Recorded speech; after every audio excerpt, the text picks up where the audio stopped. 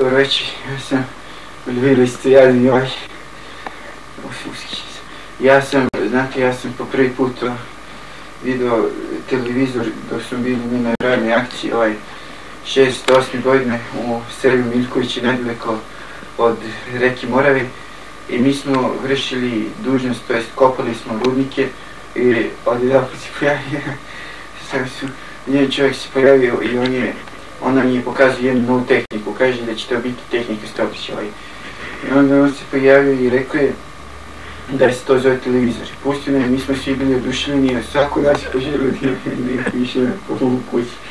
I on je to pokazao, svi mi smo bili oduševljeni i kad je prvi put pustio taj televizor, davala se emisija živenje, životarenje u stvari. I mi smo svi bili usjećeni tako da svi smo bili ma nemojte meni, ne.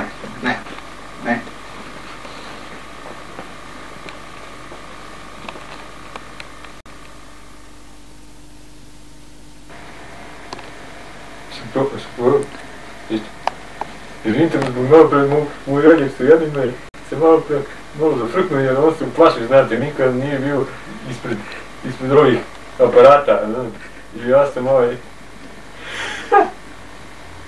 a nemoj, Što? Od početka. A? Od početka sam je rekao. Sam pustio pogled. Izvinite, ja sam, moj rođak se uplašio, znate, malo prije on se, znate, nikada do sada nije bio ispred tih takvih okulara, skalomerija i ti, šta ti ja znam, svakakvih dogodovština, pa mi je zamolio, ja bi nastavio njegovu priču. Znate, taj čovjek koji su onda poznali na radnoj akciji bio jedan vrlo odličan čovjek, znate, on je njim pokazao televizor i oni su svi fascinirali kao što je on napomenuo. On je otišao, znate, rekao im je da će im nabaviti po povoljnoj ceni svaki televizor.